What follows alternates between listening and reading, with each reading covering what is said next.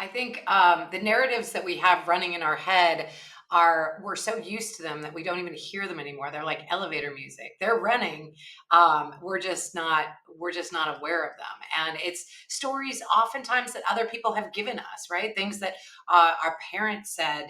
Maybe they were even well-meaning, but they said things to try to protect us or try to keep us from being embarrassed or try to keep us for whatever, like, straighten up and make sure that you don't do this, and just all those criticisms that maybe were well-meaning at one time, but now are running in the back of our heads and guiding our behaviors. And being aware of them is the first step of that.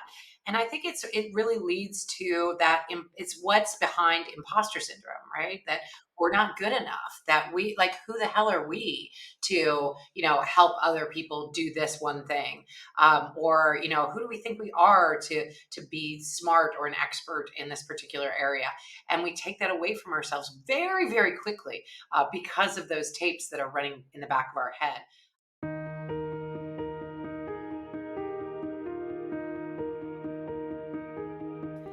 Welcome to the podcast Emotional Intelligence, your greatest asset and key to success. I'm your host, Dr. Jamie Carlaccio, coming to you from the Greater New Haven, Connecticut area. As an emotional intelligence, or EQ coach, I'm committed to helping people develop both emotional intelligence and mental fitness. That is, you'll come to regard problems as situations that help you learn and grow. EQ is a way of being and doing in the world that enables you to develop and sustain a positive relationship with yourself and others, at home, at work, and everywhere in between. Please subscribe to this podcast and tap the like button so more people can enjoy the benefits of EQ. And now, here's the show. Hello and welcome, everybody. Thank you for joining me. I am totally excited today because somebody that I admire very much is with us today. Her name is Kimberly Crow, and you may know of her. She is the owner of Entrepreneur's Rocket Fuel, and she has the Speakers Playhouse every Thursday that she co-hosts with Jenny Trask. And I have to tell you, all of that's going to be in the show notes, but I guarantee you it is the best 90 minutes of your week. Isn't that right? Absolutely. Yeah. So just a couple words about Kimberly before we launch into our discussion about reframing the narrative. Kimberly is an international and inspirational public speaker, keynote speaker, TEDx speaker, and an authority on Speak to Sell. And I'm interested to hear about that. It sounds like you need to be on the Home Shopping Network, sister. And she's also a best-selling author and a serial entrepreneur. And I've been following Kimberly for a couple of years now, and I have to say that she is one of the most amazing people I've ever met, and that's why I asked her to come on this podcast today. She is a broadcast personality of the weekly online show, as I said, Speakers Playhouse, and she's the founder of Entrepreneur's Rocket Fuel. Keywords, rocket fuel. Right? She is also known for her expertise on audience engagement, and her mission is to make speaking on stages super accessible and super fun for entrepreneurs and coaches to share their message with the world. And actually, since that is part of the bio you sent me, I will ask you to talk about some of the stages that you run and how people can start getting themselves out there and getting that word out. But first, we talked about reframing the narrative, and you and I are both students of Shirzad Shamin's positive intelligence. And I know for me, the judge has taken over my life. Not anymore, but for a long time, I let the judge decide who I was, how I felt, who everyone else was. And it really just made a mess of my life. And it wasn't until I started realizing I had control over the narrative and that it didn't have control over me that things changed. Yeah, I think the narratives that we have running in our head we're so used to them that we don't even hear them anymore. They're like elevator music. They're running. We're just not aware of them. And it's stories oftentimes that other people have given us, right? Things that our parents said. Maybe they were even well-meaning, but they said things to try to protect us or try to keep us from being embarrassed or try to keep us for whatever, like, straighten up and make sure that you don't do this, and just all those criticisms that maybe were well-meaning at one time, but now are running in the back of our heads and guiding our behaviors. And being aware of them is the first step of that. And I think it really leads to that. It's what's behind imposter syndrome, right? That Hmm. we're not good enough, that we, like, who the hell are we to help other people do this one thing, or who do we think we are to be smart or an expert in this particular area. And we take that away from ourselves very, very quickly, because of those tapes that are running in the back of our head. It's my belief that we can shift those narratives, and sometimes we can't do a 180 on them, because just saying, like, going from "you're not good enough" to "I'm amazing" is difficult, right? Hmm. But generally shifting them to something that I think people believe as what we call also true, but more positive, is really a powerful shift. Yeah, I love that. Also true. We are not perfect people. One thing Yeah. I've learned is just to embrace my imperfectly perfect self and Yeah. say, it's okay. I used to be so afraid to make a mistake because I had internalized so many negative messages growing up that when I made a mistake, it was magnified in my mind to something that was completely unforgivable. Oh, I that's, know. yes, but that is something that we've all been through, right? I'm doing that because I'm like, oh, small Kimberly, same thing, right? Like when Hmm. when I'm playing small or letting those phrases take over, and I have it in all different, like we have it in all different areas in our life. Are we good Yeah. enough for our spouse? Are we being kind enough to our kids? Are we a good enough kid for our parents? Are we a good enough friend to our friends? Are we a good enough leader in our industry? Are we a good enough employee? Whatever it is, like, there is something that's going to take that away from us in any aspect. And maybe we're confident in one, but not so confident in another. But really, just being able to find things that are also true, like you said, I'm not perfect, and Hmm. I'm comfortable with that now. Yes, but the big news is everybody's not perfect. Like, we're just part of the pack, right? There's Yeah. nobody out there that's perfect that we have to live up to, because we're all human. So, like, just taking that away as the ideal, like, oh, I have to be perfect before I get on stage. I have to be Yeah. perfect before I give my talk. I have to be perfect before I launch my program. That's just something that's going to keep us procrastinating forever, because we never will be perfect. And I've met so many people who perfected a talk before they got on stage. And then once they got on stage, they're like, huh, I think I need to change that. Right. So it wasn't perfect anyway. Uh-huh. My method, because I teach speakers and Hmm. I help people that are entrepreneurs to get on stages, my method is get out there and do it a lot. The best way to get good at public speaking is to speak publicly. And the best way to get good at anything is to do it repeatedly, right? You're not going to get it right the first time out of the can, no matter how much you practice in front of your mirror or how much you perfect something before you go live. There's Hmm. always going to be something that you tweak later. I Yeah. think in my other bio, or on my website, I have that part of my bio is that I've spoken on over 5,000 stages, Yeah. including TEDx in Las Vegas. And Hmm. I always ask the audience, do you know what talk was my best talk? And sometimes people will say, oh, the TEDx probably. And I'll say, no, it's my next talk. My next talk is my best talk, because I can always improve based on this talk. I can get better Hmm. for the next one. Yeah. And what I like about that attitude is that it's fine not to be perfect because for Oh, yeah. me, it shouldn't be, the word doesn't belong in the dictionary because we have this kind of idealized notion that there is something to live up to. Yes. But the thing is, you are, as long as you're showing up as your best self. I go to the four agreements. The very last one is do the best you can every day.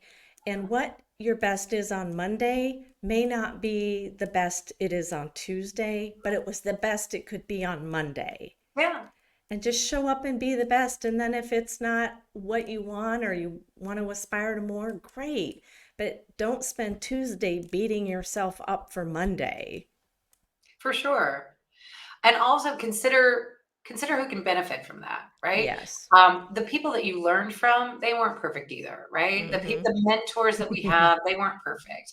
And if they waited to be perfect before they had given us the advice that changed our lives, Mm-hmm. we never would have benefited from that, right? So if we wait to share our learnings with our audience and we don't do it, then who's missing out? And I often make the analogy of you don't have to be the best at something before you start helping others. You don't Mm-hmm. have to wait to be perfect before you start. Even a second grader is brilliant to a kindergartner. Oh, absolutely. Absolutely. Somebody who's done something a day longer than I have knows more than I do. Right. Right. But, and that goes back to reframing the narrative. If our narrative is all about beating ourselves up, like, oh my gosh, I can't believe I did that thing, Yeah. or everyone's going to know. I mean, we're so outer directed, like, what are other people going to think? So we've internalized stuff, but we've also, I feel like we've made stuff up. Like, I might make something up about what I think you're thinking, as Oh, yeah. opposed to, so what is Kimberly going to think? Well, I haven't even entered your train of thought. You're like worried about, did you get good breakfast today? What am I doing thinking about what you're going to think? So that's that reframing of the narrative. There's something I learned in Landmark, and that was there's your story, and then there's your story about the story. Yeah. Yeah, and even the story isn't true, right? It's what Yeah. we saw in the story. If you ask 2 or 5 or 10 different people that went to Disneyland to describe what their day was, they could have been on the same ride, they could have been in the same they could have eaten the same food. They all have different experiences, you know? Yeah. There's a fun family story that we have where my brother and I went on a river cruise in Jamaica one time we were on a cruise ship. It was a wonderful trip, but we were young, and so we went on this river cruise together, and then we came back at night. We were telling the story at the dinner where everybody was gathered. They said, "How was your river cruise?" And so Jeffrey was telling the story, and I'd be like, "It wasn't like that at all. It was like this, right?" And then like by the end of it, they were like, "Were you on 2 different cruises? Like what happened there?" It's two totally different stories about the event. Mine had like Jeffrey went in the water and he almost got eaten by piranhas, and he's like, "I don't think that happened." And I'm like, "Yes, it did. Don't you remember?" It was 2 totally different stories. I think I would have liked to have been on your river cruise. I think it would have been a There was blast. a torrential rainstorm. He's like, "Yeah, it rained a little bit." I'm like, "No, it was the sea 5 feet in front of us." And then mosquitoes came in and swarmed, but then rain came, the mosquitoes went away, and he was like almost eaten alive. And he's like, I got maybe 10 bites. And I'm like, "You were almost eaten alive." It was just, yeah, 2 totally Yeah. different stories. Right. Yeah. And so that also I think it's as long as we know, as long as we're aware, this is my perception, this is the pair of glasses I've got on when I'm reading this situation. And maybe a lot of people don't realize that they have those glasses on even, right? Like, Yeah. oh, guess what? Like my son, and I see myself in him when he's 17 now, and so he'll have a narrative about something, and I Mm, try to help him shift the narrative yeah. because in his mind, he did X and the world's falling down. you Yeah. know the world's going to cave in, and my favorite thing is to tell people, if you think you're so indispensable or you think XYZ is such a big deal, go drive by the cemetery and just ask those people, Yeah. That's a really good because point. the world is still spinning. Your mistake didn't, if it did shift the world, maybe it had to. Who knows? But the point is, I know for me, I'm not as important as I make myself out to be in my own mind. That's interesting because we are infinitely important and yet we are not at all important. There's a Right. great quote from a yogi master who said, all of you are perfect just the way you are, and all of you could do with a little improvement. Isn't That that is good. great? Yes, So like, yes. yeah, like that allows us to accept where we are now, Mm-hmm. and it allows us to grow, which is what we're here to do, in my opinion. We are here on this planet to grow and to Right. experience and to have experiences and to learn and to give experiences to the universe, because your experiences are going to be totally different than mine. And if Mm-hmm. I'm trying to live up to Jamie and I'm trying to be more like you, then the universe gets denied the opportunity to live a little bit more like Kimberly, right? Yeah. So I think really we're entitled to our own experiences, and at the same time, they're not as world impacting as we think they are when we make decisions. So my shift Mm-hmm. your narrative is all about taking an example of. We'll just take a couple of examples that are out there. So oftentimes there's people in the audience that would be like, firstborn, and they have this narrative that like I was the firstborn and so I had to be in charge of Right. everyone in my Oh, family. I had to take care of everybody. yeah. Meanwhile, there's the baby of the family and I happen to be the baby of the family, right? So I have a different story, had a different story. Like I was the baby of the family, so I always got ignored. So I had to call attention to myself because they were busy being, like with paying attention to other people. So when we shift the narrative, shifting the narrative to something that's the opposite is difficult. Where if I said, if the older child said, "Oh, I didn't have to be responsible for anybody. I lived a great life." Maybe they don't feel like that, right? But we Mm-hmm. got to get them a little bit further into something that's a little more positive. So, a Right. suggestion, if you're out there listening and you are the oldest in the family, instead of saying I had to be responsible for everyone and my parents, made like made me in charge of everything. Instead Mm-hmm. of that, you might say, when I was the oldest of the family, I got to be in charge of everyone, and that made me a better leader in the Mm-hmm. world. And leadership comes very easily to me now. And Exactly. that's I was that word. Yeah, yeah, perfect. it's also true. Like you can be like, "Oh, that Mm-hmm. is true." And it's Mm-hmm. not like you suddenly are reversing it like, "Oh, I didn't have to be in charge of anybody." No, you did. But let's make the story be something that's more positive for your life Mm-hmm. and also true that you believe, rather than just trying to pretend that it's not true. So for the baby of the family, for those of you out there that are the baby and you're like, "Yeah, I was ignored by," me too, right? Like I have stories about my older brother. I was ignored. Nobody paid attention to me, blah, blah, blah. I could also say, yeah, by the time I came around, my parents were already broken in and I pretty much got to do what I Exactly. wanted, right? Yep. That's a different story that serves me better than saying I was ignored and I had to call attention to myself. But it's a story that's also true. My parents let me pretty much do, and that made me very inventive as a Mm-hmm. child. Mm-hmm. So inventing new things comes super easily to me now. Yeah. And it I just does. Like, that's super true for me, and it's mm-hmm. probably true for you who created a podcast and launched a program, and yes, Mm-hmm. as babies Mm-hmm. of the family, invention comes really easy to us because we were pretty much left alone to do what we wanted because our parents didn't like weren't hovering over us like, "Oh my gosh, I might break her," right? As Yeah. like, first children sometimes were. So, like, let's spin it to be of an advantage. There's lots Right. of stories out there that detract from people, though, like stories about money, stories about relationships, and those all can be shifted as well.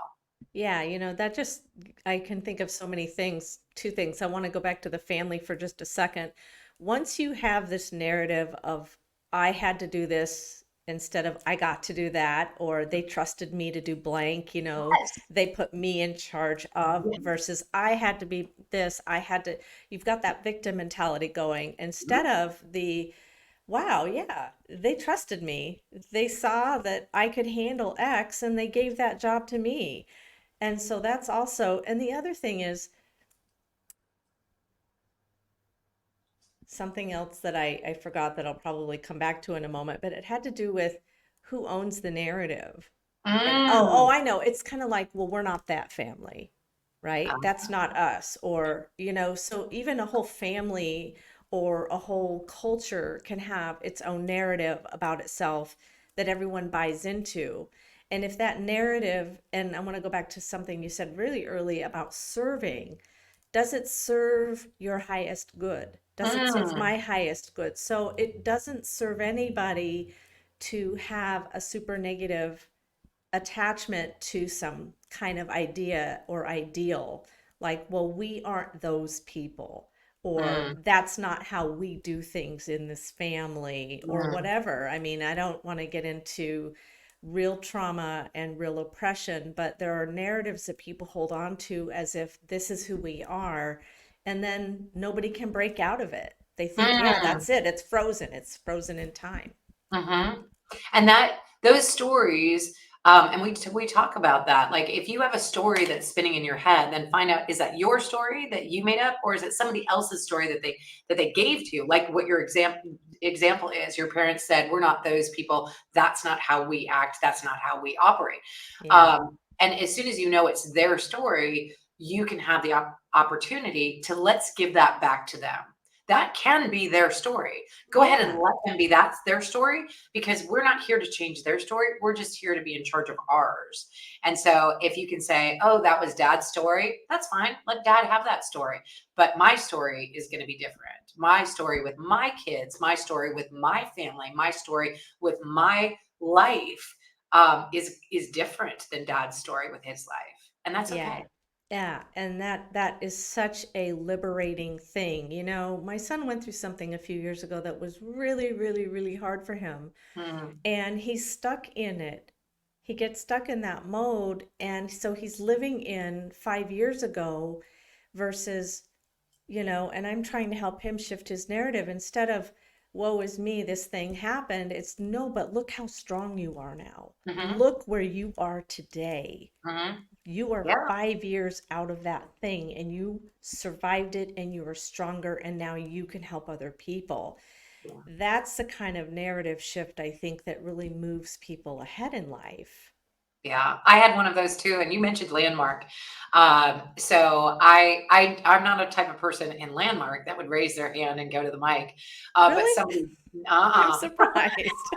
no thanks. And no, that deep down private stuff can stay deep down private, and I can work on it myself. But I don't. I'm not the one to bleh and all over the audience. But there were people that would get up and ask questions, and I was like, "That's for me. Like that's a question for me." So a person got up and they said, "This thing happened to me when I was 13," and I was like, "Ooh, something happened to me when I was 13 too, right? My parents separated, and I had some anger around that." And so then she said, "This thing happened to me," and blah blah blah blah blah blah blah blah blah blah blah blah blah blah, and she just kept going with it. And the leader said, "So that thing happened to you at 13? That's true. That's true. How long are you going to let the 13-year-old drive your bus?" Exactly. And I was like, "Ugh, that was for me." Hmm.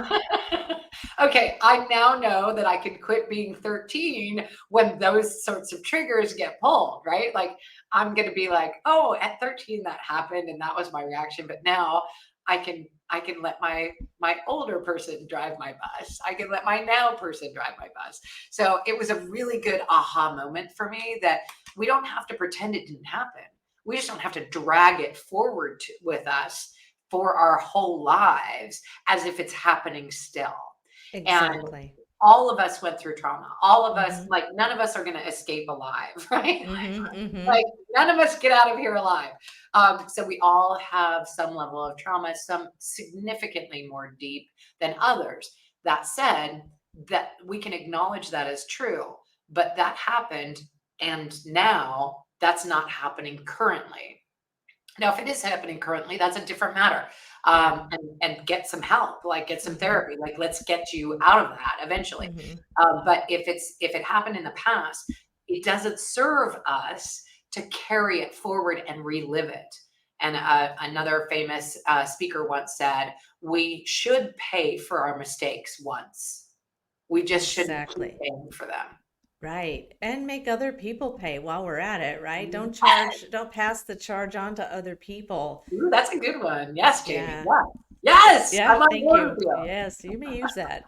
So, but that just the idea of a story landmark, I did the one thing. I didn't like go through the whole thing. I just did it for one weekend, but that stuck with me that there's your Mm. story and the story about the story. And the thing is, like you said, acknowledge the trauma or acknowledge the Yeah. thing or whatever it is and own it. And yes, that happened, but you are a different person now, Yeah. or at least you have the opportunity to reinvent yourself if you haven't already. You have Yeah. that power, right? So take that power. You have agency. You can take ownership of this. I love that. I'm a huge fan of Abraham Hicks, which Me is too. a channeled by a lady by the name of Esther Hicks, and I just love her. I totally love her. But she talks about that, and she talks about like that happened, but you don't need to keep thinking about it, because when you keep thinking about it, you pull it forward into your current experience, and then Hmm. you bring and attract more of it to you. So maybe if you have relationship issues and you had a relationship issue, and then you meet a new person and it's the same person with a different face, and then you Yes, meet a new I've person, been it's the same there. person with a different face. And it's because you're pulling that story about what you deserve or what happens to you forward into your current experience, and you're bringing more of that toward you through law of attraction. And I'm Hmm. just a huge fan of that. And it can be Think Same. and Grow Rich or whatever you Hmm. follow, but there Hmm. is power in the world of positive thinking and positive intelligence, and it works the more you work it. Yeah, it does. So we can talk Joe Dispenza, Louise Yeah. Hay, Abraham Right. Hicks, Esther Yeah. Hicks. We can, and it makes sense. I just really, I'm a visual thinker. So I think of a magnet, and whatever the magnet's putting out there is what it's going to attract. Yeah. And with regard to, say, relationships, you may have different characters, but you're still in the same play. You've just changed some of the characters' names. And so when you start seeing the same people show up in your life, you have to look and say, well, what am I saying? What am I putting out there? Mm. And then what am I telling myself about what I'm putting out there? And Yeah. am I being a victim? Oh my gosh, this always happens to me. And I'll be the first one to admit I lived in victim mentality until one day something shifted in me, like day and night. It was kind of like TNT. I was a chaplain in a hospital, a trauma hospital, so I was living in trauma every single day, vicarious trauma my own. Mm. And one of the things, it was part of an advanced chaplaincy training called CPE, or clinical pastoral education, and we had to write a paper on the theology of woundedness. And Mm. it was the best thing ever. Henry Nouwen, who was a theologian whom I admire, a Dutch theologian, wrote this book called The Wounded Healer.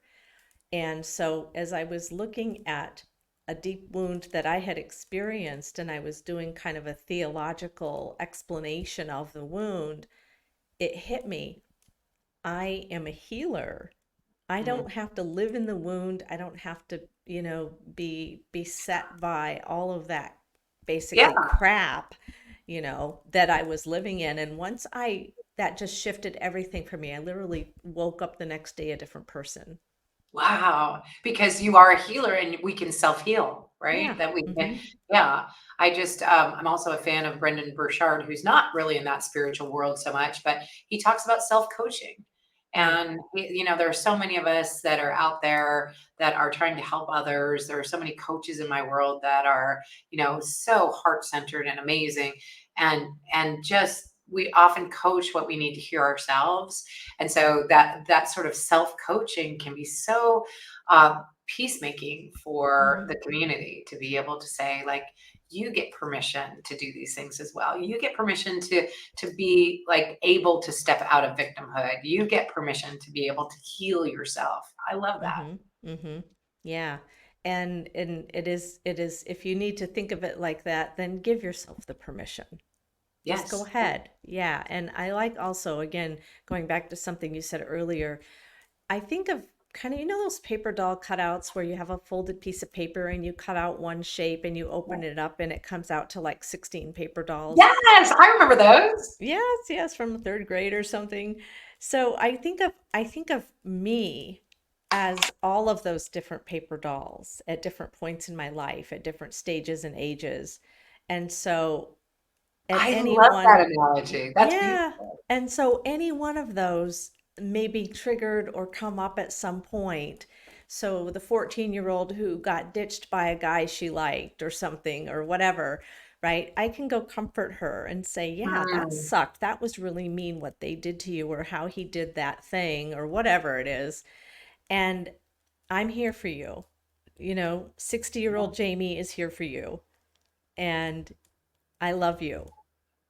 Yeah. And you don't have to be her. You're not 14 anymore, but I will acknowledge and honor what happened to you when you were 14 that affected you and Beautiful. hurt you so badly. That's just beautiful. I love that, Jamie. Yeah, so there's a wonderful writer. Her name is Sandra Cisneros, Oh, I know Chicana her. writer. Yes. Die and go to heaven for Mm, her. love She's her. actually from Texas. She wrote a book, a collection of short stories called Woman Hollering Creek. And Yes. and I one of her, do. I do. And the little yes, red sweater where she's like, oh, it's such a great, touching story. I love it. yeah, it's called 11. The and it was like this teacher made her, like, it had something to do with the sweater, and it wasn't something that she wanted to do, like take the sweater off or keep it, or it wasn't There was hers or a something. sweater. I remember this. Everybody Yeah. remembers this story because we all connect with it so deeply. It's Mm. just you're being wronged. So there Yeah. was a red sweater in the classroom, and the Yeah. teacher held it up and said, "Whose red sweater is this?" And it wasn't very pretty to her. She said Right. it's like an ugly red sweater. Hmm. And they said, "Whose sweater is this?" And it wasn't hers, so she didn't say yes. But one of the other students said, "I think it belongs to the little 11-year-old." And she said, "No, it's not mine." And the teacher said, "I think it is yours. I'm sure that it's yours. I saw you wearing it once," and then gave it to her. Well, she was too shy to speak up and talk back. And Hmm. so she felt like humiliated by this ugly red sweater that was branded on her. And it Yeah. wasn't hers and it wasn't fair. It was really this Right. emotional, sweet story. Yeah. Yeah. And so I feel like it's like that when there's times when we're 11 Yes. and we're not 11 anymore, but we can go back and comfort that 11-year-old Yeah. girl and say, hey, that wasn't your sweater. And yeah, don't wear it. It is ugly. You're right. Or whatever. I But know. yeah, Yeah. so we get to rewrite the narrative. I wanted to just, because I know for people who may not know you, I don't know who that would be, but if there are people who are watching this who don't know you, could you say a little bit about some of the stages that you have, especially like you have a lot of woo stuff going on and you have the Podapalooza. So could you just say a few things about some of the ways in which you lift other people up and help other people to raise their voices? Yeah. So if you have a positive message to share, if you are a healer or a coach and you would like to share your uplifting message with our audience, we have a fantastic virtual summit coming up. It's called Positive Shifts. So it's perfect for this audience. And it's an opportunity to be able to speak interview style with me or with one of my other interviewers. And it's live with the audience. So you can interact with them and answer questions with them. You don't have to have a prepared talk. You can just come on and have a conversation with me or with one of the interview hosts. And we'll take great care of you. Our job is to make you look as amazing as possible. It's a very it's a very gentle, inclusive group, and we try to make the experience as wonderful for you as possible. If you are an experienced speaker, we'll absolutely glorify you and sort of stay out of your way. If you're brand new at it, we'll take great care of you and make sure you look amazing. And so, anywhere you are, if you have a message to share, I encourage you to get it out on stage because if you're not being seen, you're being overlooked. If you're not being heard, your message isn't getting out there. And if you're not getting your message out on stages regularly, then it won't have the impact you'd like it to have before you leave the planet.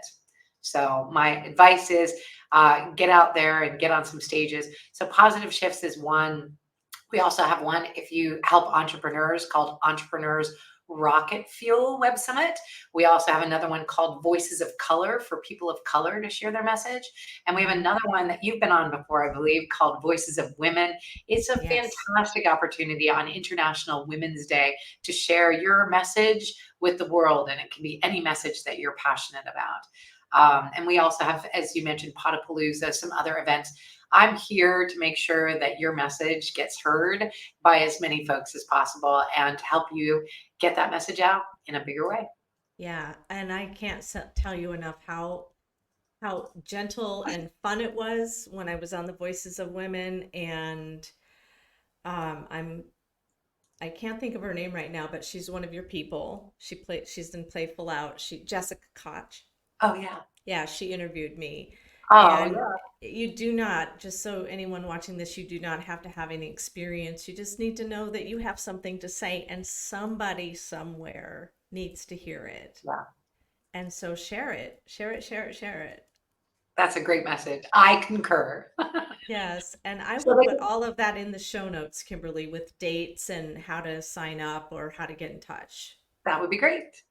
All right. Lost without a way to rewrite. I wish I could rewrite this story. Change every word of every line. And on that lovely note, thank you, and thank you so much for being here and for sharing your message and your sparkle. My literal pleasure. All right. Take care, everybody. And don't forget, you can change the narrative. This is your story, and you get to write it. Bye.